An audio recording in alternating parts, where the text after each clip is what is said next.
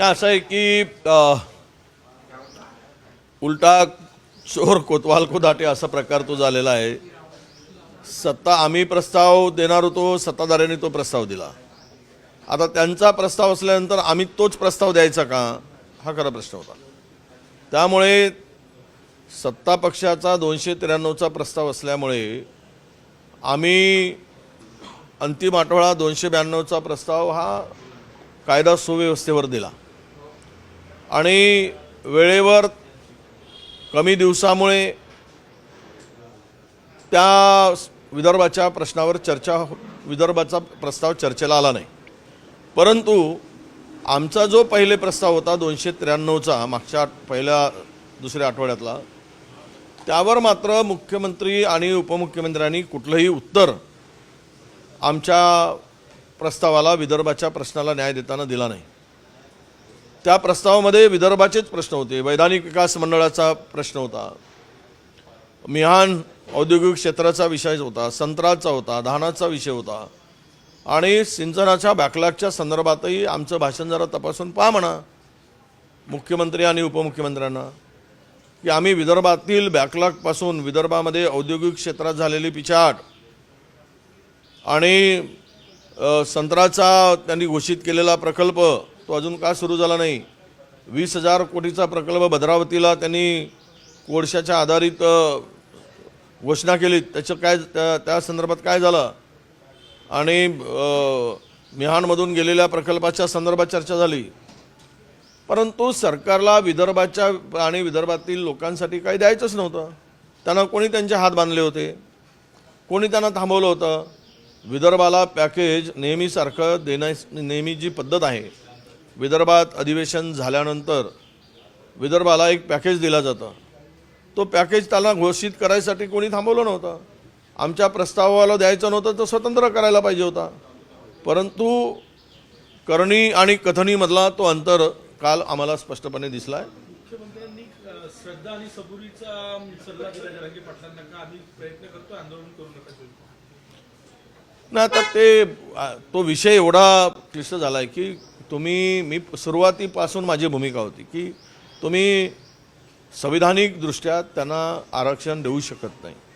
त्याला जोपर्यंत तुम्ही त्यांचं बॅकवर्डनेस सिद्ध होत नाही सोशली आणि एज्युकेशनली, तोपर्यंत तुम्हाला कुठलाही आरक्षण देण्याचा अधिकार नाही। तो अधिकार केंद्राला आहे, राज्याचा प्रस्ताव पाठवावा लागेल एखाद्या, पण त्या संदर्भात सरकार तारीख पे तारीख त्यांना देत गेले आणि ते संकट स्वतःवर ओढवून घेतलं आहे। आता श्रद्धा सबुरी म्हणतायत, मग तुम्ही कमिटमेंट कशाला केली? ती कमिटमेंट आता केली तर पाळा। आणि या अधिवेशनामध्ये तुम्ही सांगितलं की आम्ही मराठ्यांना न्याय देणार आहे, कुठला न्याय मिळाला? ओबीसीलाही मिळाला नाही, मराठ्यालाही मिळाला नाही आणि ओबीसीच्या तुलनेत ओबीसीचे जे प्रश्न होते त्या प्रश्नालाही त्यांनी बगल दिली। ते भाषण ऐकल्यानंतर तुम्हाला सगळ्यांना, या महाराष्ट्रातील जनतेला सगळ्याला समजेल की ते भाषण पूर्णतः बघितलं तर किती गोलमटोल होतं, फिरवाफिरवी होती, वेळ मारून नेण्याची भाषा होती आणि त्यातून फार काही निष्पन्न झालंच नाही। एकूणच काय तर या अधिवेशनामध्ये आम्ही जे विषय लावून धरले त्यामुळं शेतकऱ्याच्या बांधावर त्यांना जावं लागलं। पळत पळत गेलेत, फोटो काढून आलेत। त्या पलीकडं आम्ही धानाचा विषय मांडला, त्याला धान उत्पादक शेतकऱ्याला मदत घोषित केली, पण ती पण फार अपुरी आहे, तोटकी आहे। संत्र्याला मदत नाही, कापसाला मदत नाही, सोयाबीनला कुठलीही मदत घोषित केली नाही आणि जवळपास 194 तालुके आहेत जे दुष्काळ टंचाई दुष्काळ सदृश्य परिस्थितीवाले, त्यांना केंद्राकडून पैसा येणार नाही आम्ही पहिलेच सांगितलं होतं। परंतु राज्य सरकारही त्याला द्यायला तयार नाही, केंद्राकडूनही येणार नाही आणि मराठाचा विषय तर अदंतरी आहेच, तो आहे। धनगराचा विषय पुन्हा तसाच आहे। आता ते म्हणतात की आम्ही फरवरीमध्येच अधिवेशन घेऊ आणि तिथेच विशेष अधिवेशनामध्ये करू। तुम्ही तोपर्यंत आचारसंहिता येईल, आचारसंहितेच्यामध्ये तो विषय काही मार्गी लागणार नाही आणि त्याच्याही पलीकडे जाऊन मला एक लक्षात आणून दिलं पाहिजे की तुम्ही निवडणुकीच्या तोंडावर पुन्हा एकदा नवीन चॉकलेट मराठा समाजाला देण्यासाठी किंवा त्याला लॉलीपॉप म्हणू, लॉलीपॉप हा नवा लॉलीपॉप नव्यानं देण्याचा प्रयत्न आता पुन्हा हे सरकार करत आहे. लॉलीपॉपशिवाय दुसरं काही नाही. सरकारची नियत गरीब मराठा समाजाला देण्याची नाही. ओबीसीच्या गरीब समाजासाठी आम्ही एवढ्या व्यथा मांडल्यानंतर त्यांच्यासाठी काही विशेष करण्याची यांची मानसिकता नाही. परंपरेप्रमाणे पुढचा विरोधी पक्षनेता तुमच्याकडे असेल का असं काल सत्ताधाऱ्यांच्या पत्रकार परिषदेत अजितदादांना विचारलं, त्यावर बोलले की ते तसंच सुरू आहे. असं आहे, लोकांच्या स्वतः गेल्यानंतर इतरांच्या संदर्भात संशय निर्माण करणं हे स्वाभाविक आहे त्यांचा. कारण हम तो बदनाम हो सनम, तुम्हें भी बदनाम करेंगे, हा त्यांचा फंडा दिसतो त्यातून. मी वारंवार आता ते काय टेप घासत राहायचे काय, आणि त्यांना काय म्हणायचं आहे, महाराष्ट्रातली सत्ता त्यांच्या हातून गेलेली आहे. जनता ही कोणत्याही परिस्थितीमध्ये या त्रिकुटांच्या हातात सत्ता देण्याची मानसिकता नाही आहे, त्यांची तयारी नाही, देणार नाही हा विश्वास आहे. आणि त्यामुळं पुन्हा असं काहीतरी बदनाम करायचं काँग्रेसला आणि नेत्यांना बदनाम करायचा, हे आता धंदे बंद केले पाहिजेत अजितदादांनी. असं बोलणं, प्रश्नार्थक बोलणं, तुम्ही गेलात सुखी राहा, दिल्या घरी सुखी राहा, पण दुसऱ्याकडे मात्र नजर टाकू नका, हा आमचा त्यांना सल्ला आहे. आगामी काळात आहे की मराठा आरक्षण मिळालं नाही तर आम्ही निवडणुका होऊ देणार नाही. सरकार, मुख्यमंत्री आणि जरांगे हे बघून घेतील. मला वाटतं की तो त्यांचा प्रश्न आहे, आता त्यामध्ये आम्हाला पडण्याची गरज नाही. आज भाजपचं आंदोलन आहे, उपराष्ट्रपतींची मिमिक्री केल्याप्रकरणी ते लोक आंदोलन करणार आहेत. एकीकडे विरोधकांना निलंबित अरे 142 खासदारांना निलंबित केलं आणि पुन्हा कशाचं आंदोलन बोंबलाचा? म्हणजे तुम्हाला लोकशाहीचा गळा घोटायचा आणि गळा फाटतपर्यंत पुन्हा रस्त्यावर बोंबलायचा, हे धंदे बंद केले पाहिजेत. लोकांना मूर्ख बनवायचं तरी किती बनवायचं?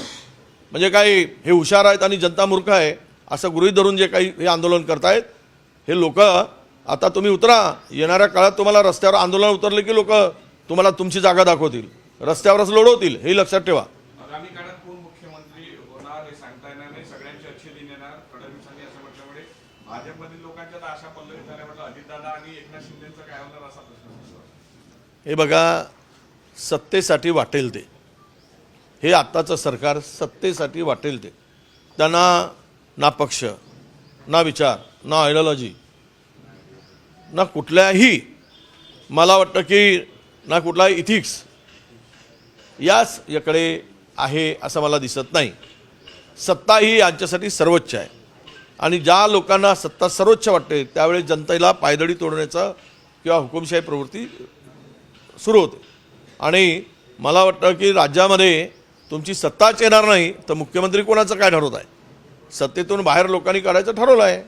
मुख्यमंत्री हा काँग्रेसचा होईल, महाविकास आघाडीचा होईल, काँग्रेसचा होईल आणि महाविकास आघाडीचा होईल, हे तेवढंच करा. ज्यांची जास्त निवडून येतील आमदार त्यांचा तो मुख्यमंत्री महाविकास आघाडीमधला होईल. महाराष्ट्रात आता तिसरा पक्ष फुटणार आहे असं जयंत पाटलांनी म्हटलं. हां, महाराष्ट्रात आता तिसरा पक्ष फुटणार आहे असं जयंत पाटलांनी दावा केला. तर मला माहीत नाही कोणता पक्ष आहे, कदाचित होऊ शकतात उरले सुरले जे आहेत.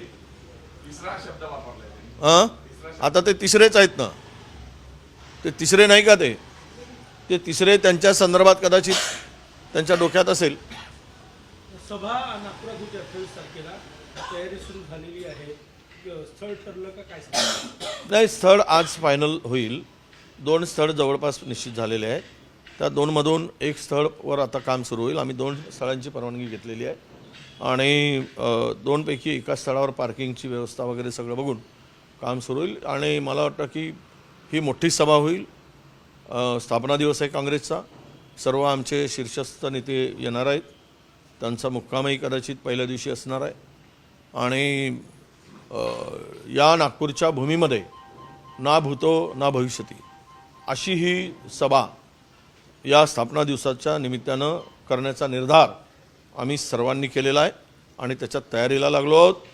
जिल्ह्यातून लाखोच्या संख्येनं लोक येणार आहेत आणि 50 एकरचा ग्राउंडसुद्धा कमी पडेल अशी एकूण आम्ही तयारी केलेली आहे. तुम्ही पूर्वी प्रमाणपत्र स्वीकारणार का यावर मुख्यमंत्री आणि उपमुख्यमंत्री यांनी उत्तर दिले का आम्ही नाही स्वीकारणार? नाही, असं आहे की कोणी मला माहीत नाही, पण एक आहे की ज्यांच्याकडे पुरावे असतील तर त्यांना द्यायला आमचा विरोध नव्हताच. तो दिला गेला पाहिजे. पण विदाऊट पुरावे देत असाल तर ते टिकणार नाही, याची काळजी घेतली पाहिजे. पुण्यात अजितदादांच्या एंट्रीमुळे भाजपचे काही लोकांमध्ये आमदारांमध्ये धास्ती निर्माण झालेली आहे. त्यांचा रिपोर्ट कार्ड त्यांना तिकीट मिळणार का? अरे लोकसभेपर्यंत हे एकामेकाचा तुझा गळा माझा गळा गुंपू मोत्याच्या माळा चालेल. मग तुझा गळा कापून माझा गळा कापू आणि पाल तुम्ही काय होणार आहे ते. लोकसभा उद्या कोणाचं स्थान कुठे दिसणार आहे, कुठे शिंदे कुठे पवार. जरा लोकसभापर्यंत यांच्या डोक्यावर हात पाठीवर हात फिरवणं सुरू आहे आणि हे सुद्धा नंदीबैलासारखे वा वा वा पाठीवर हात फिरवून घेत आहेत. त्यानंतर पाठीवरचा हात कुठे जाईल ते नंतर कळेल. देश विदेशातील प्रत्येक घडामोडींचे लाईव्ह अपडेट मिळवण्यासाठी आता साम टीव्हीच्या सर्व सोशल मीडिया प्लॅटफॉर्मला लाईक, फॉलो आणि सबस्क्राईब करा. तसंच सर्व नोटिफिकेशनसाठी बेल आयकॉन प्रेस करायला विसरू नका.